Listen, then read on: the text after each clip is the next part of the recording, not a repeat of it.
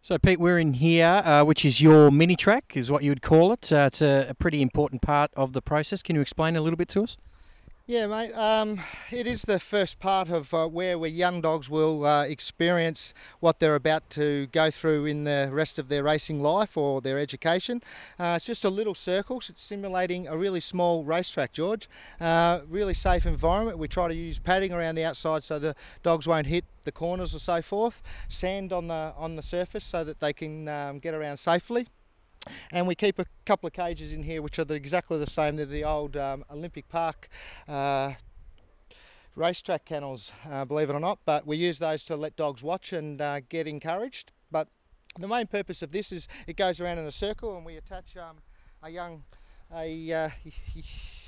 teddy bear there or a lure, whatever you might want to call it. I didn't know really what to call it, but we make our own to simulate what's happening at the tracks these days, and a bit of fake fur or something on top.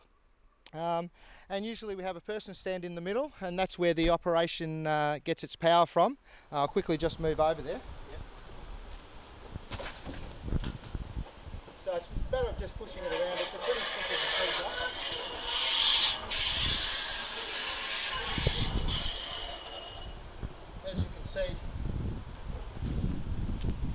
As you can see, George, it's pretty basic, but it does encourage the dog. That noise, they love that noise, and then the lure at the end swinging around. They seem to chase it, they go around and we encourage them. Once they're grabbing hold of it, we really like them to be able to grab hold of that stuffed toy and grab it and play with it like we've tried to teach them. And once we've got them doing that 2 or 3 times, we would usually then move on to our bigger mini track to give the dog a little bit more freedom in its run.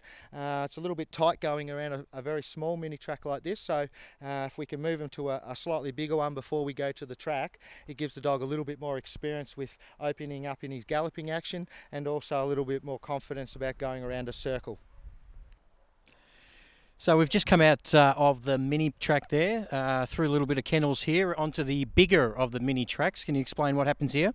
Yeah, well, this is it's a similar sort of concept to our the smaller one we just looked at, but on a bigger scale. So our dogs can have a little bit more freedom to gallop. They can stretch out a little bit more.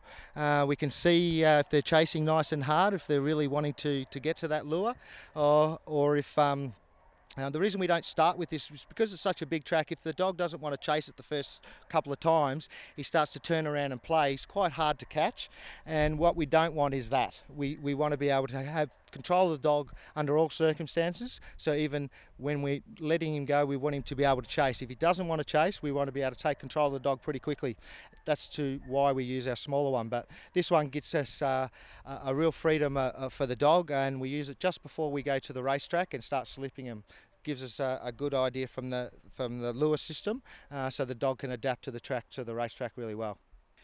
So we're in the larger of your little mini tracks here, and we've got a greyhound here you're going to put through the box. So this is, again, another important part of the education. We all want a dog that comes out nice and quick, so just show us how it's done.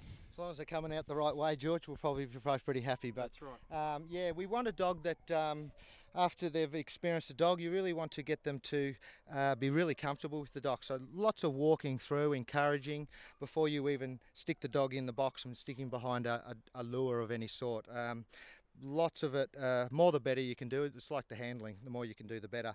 But yeah, we're going to stick this one out of the box. She's towards the end of her education, so she's been here about five weeks, I think, coming up to, and she's ready to head home. So we've brought her out just for you guys to have a bit of a look at her come out of the box, George, and go around and have a bite onto the lure. Beautiful, let's see it. Okay, thanks, mate.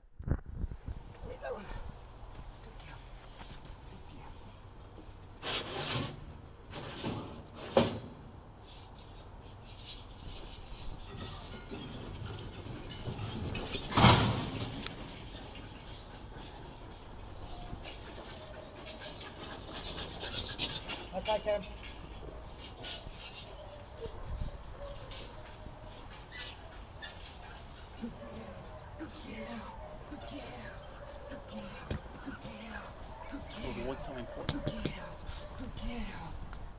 So Pete, just quickly, she looks like she's done absolutely everything right, so this is where she's probably ready for a hand slip on the racetrack?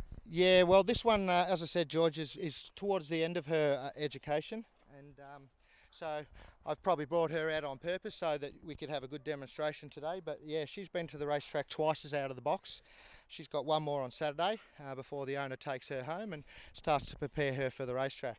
But as you can see, that's just a fluffy toy that we make here at home, but still to this day she won't let go. She loves it.